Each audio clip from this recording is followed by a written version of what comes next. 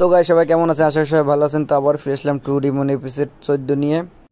শেষ এপিসোডে আমরা দেখছিলাম যে আমাদের জিয়ং সেই বইয়ের উপর রক্ত ঢালতে শুরু করে। তখন সেই বইয়ের উপর যে রোজারি মানে শিকল ছিল তা ফাটতে শুরু করে। এক এক করে তার দানাগুলো ভেঙে পড়ে। যখন দানাগুলো ভেঙে পড়ে তখন হঠাৎ সেই সিল খুলে যায় এবং চারপাশে রক্ত ছড়িয়ে পড়ে। পুরো জায়গাটা রক্ত লাল হয়ে যায়। জিয়ং এতে খুব অবাক হয়ে যায়, কারণ সে দেখে চারপাশে খুব রক্ত ভরে গেছে। জিয়ং তখন বলে, চারপাশে এটা কি হচ্ছে? এত প্রেশার দিয়ে রক্ত কোথা থেকে বের হচ্ছে?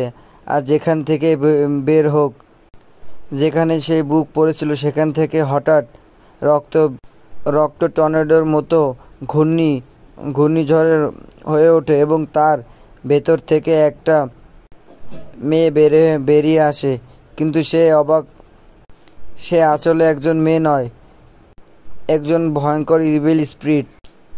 জিংও বলে, আমার মনে হচ্ছে এটা সেই গ্রিন স্পিরিটের চেয়েও শক্তিশালী।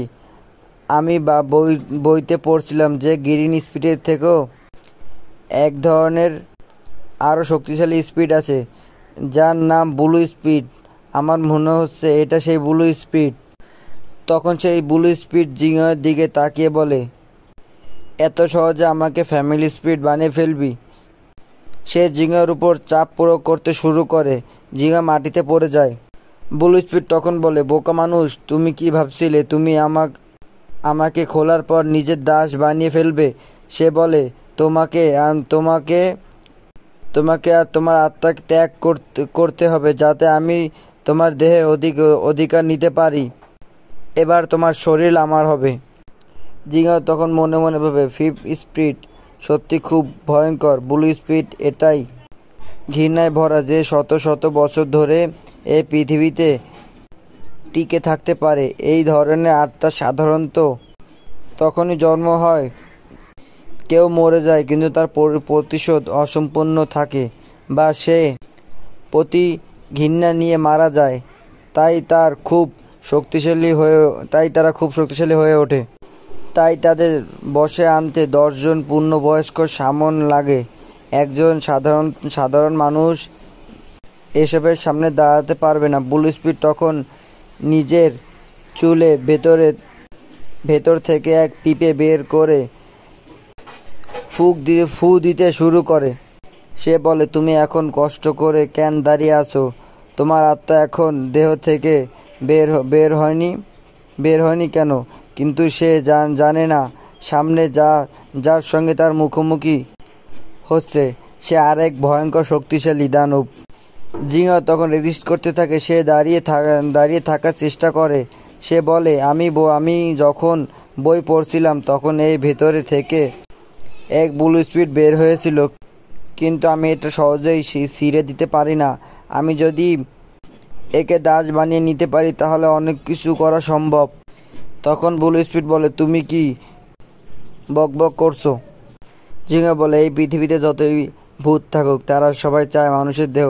আমি বুঝে গেছি, যতক্ষণ তোমার হাতে আমাদের দেহ নেই ততক্ষণ তুমি আমাদের কিছু করতে পারবে না।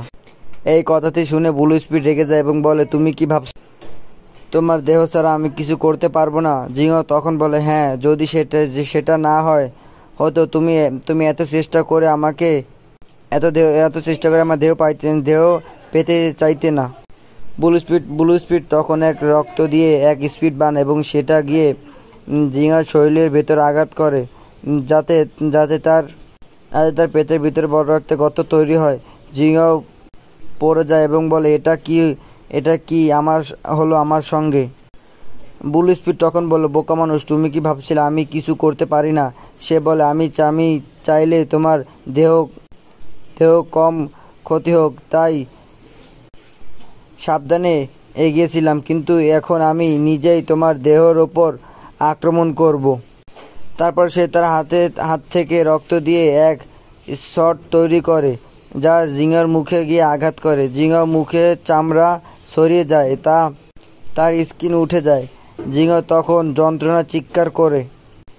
ব্লু স্পিরিট বলে, তোমার এখন সময় আছে, আত্মসমর্পণ করো, তাহলে ভালো হবে। তুমি এখনো বুঝছো যে আমি তোমার সঙ্গে যা খুশি করতে পারি। শুধু তোমার হাতে নিজের দেহ তুলে দাও, না হলে তোমার মৃত্যু খুব যন্ত্রণাদায়ক হবে। তোমার মৃত্যুর পর আমি তোমার দেহ অধিকার করে নেব। কিন্তু জিঙ্গাও তখনও ভয় পায় না, বরং তার সামনে দাঁড়িয়ে থাকে। যদিও তার মুখের অর্ধেক স্কিন উঠে গেছে, পেটের মধ্যে গর্ত হয়ে গেছে, রক্ত ঝরছে, তবুও সে দাঁড়িয়ে থাকে। ব্লু স্পিড তখন বলে, এই ছেলেটা আমার টর্চার সহ্য করে নিয়েছে, তার মুখ ছিঁড়ে গেছে, তবুও সে এখনও আমার সামনে দাঁড়িয়ে আছে। সে আসলেই সাধারণ মানুষ নয়, বরং অনেক বেশি স্পেশাল। তারপর ব্লু স্পিড তার হাত সামনের দিকে তোলে, আর সেখানে মাটির ওপর যে রক্ত ছিল সেটা সেই রক্ত দিয়ে তার পা জড়িয়ে ফেলে, আর সাথে তার হাত বেঁধে ফেলে। তাকে পেছনের দিকে টেনে নিয়ে একটি খুঁটির সাথে আছাড় মারে। সেই খুঁটির সাথে আছাড় খাওয়ার পর সে নিজেও উপর দিকে ঝুলে থাকে এবং তাকে বলে, ছেলে, আমি তোমাকে এখনও একটা প্রস্তাব দিতে চাই। যদি তুমি স্বেচ্ছায় তোমার শরীর আমাকে দাও, তাহলে আমি তোমার ইচ্ছা পূরণ করব। তখন জিয়ং বলে, তুমি কি সত্যি আমার ইচ্ছা পূরণ করবে? তুমি কি সত্যি পারবে আমার এই আকাঙ্ক্ষা পূরণ করতে? সে বলে, হ্যাঁ, আমি খুব শক্তিশালী আত্মা, তাই আমি তোমার ইচ্ছা পূরণ করব। তবে এখানে তোমার সঙ্গে আমি এই কথা বলছি কারণ আমি তোমার শরীর সম্পূর্ণ অক্ষত অবস্থায় চাই, তাই না হলে আমাকে আবার অন্য কারোর শরীর খুঁজতে হবে। জিয়ন তখন বলে, তাহলে যদি আমি তোমার প্রস্তাবে প্রত্যাখ্যান করি তাহলে কি হবে? সে বলে, তাহলে আমি তোমাকে মেরে ফেলবো এবং এখানে আরও অনেক মানুষ আছে, আমি অন্য কারো শরীর নিয়ে নেব, কিন্তু তুমি মরে যাবে। জিয়ং তখন কথা শোনার পর বলে, ঠিক আছে, আমার একটি ইচ্ছা আছে। সে বলে, হ্যাঁ, তাড়াতাড়ি বলো, তোমার ইচ্ছা কি? আমি পূর্ণ করব। তখন জিয়ং বলে, আমার ইচ্ছা হলো তুমি আমার ফ্যামিলি স্পিড হয়ে যাও। আমি চাই তুমি আমার দাস হয়ে যাও।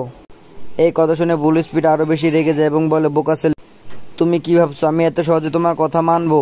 এরপর সে বলে, এখন তুমি মরবে, এবং সাথে সাথে সে তার শক্তি মুক্ত করে।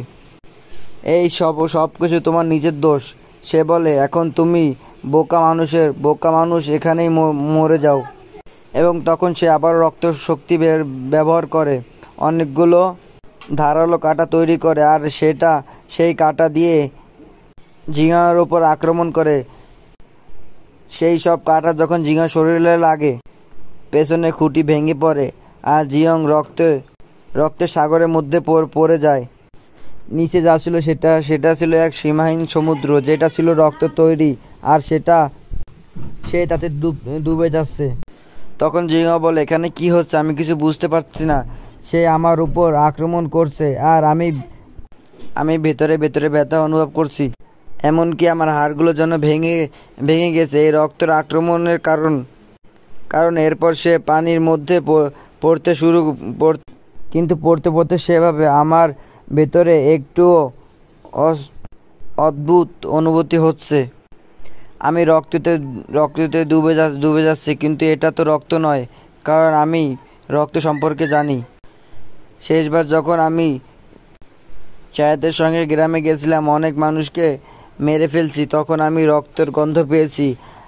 আমার হাতে আমার শরীরে রক্ত লেগেছিল, আর সে রক্ত অনেক প্রাণ ছিল, কিন্তু এ রক্তে আমি তেমন কিছু অনুভব করছি না। মনে হচ্ছে আমি কোনো শান্তি মাটির ওপর শুয়ে আছি, আর এ রক্ত আসলে রক্ত নয়। তখন জিয়ং বুঝতে পারে এটি একটি মায়া।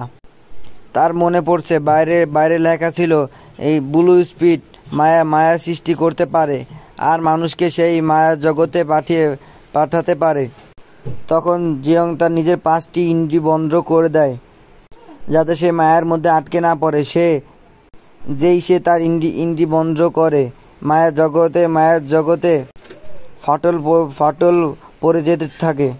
এতে ব্লু স্পিড অবাক হয়ে যায়, কারণ মায়ার জগতে ফাটল ধরছে, টুকরো হয়ে যায়, এবং সে ভেঙে পড়া মায়ার জগতের মাঝখানে জিয়ং দাঁড়িয়ে থাকে। এখন ব্লু স্পিড পেছনে গিয়ে দেওয়ালের সাথে ধাক্কা খায় এবং তখন তার সামনে তাকিয়ে থাকে। সে নিজের সামনে তাকায় এবং বলে, এই ছেলেটি খুব একটি বিশেষ।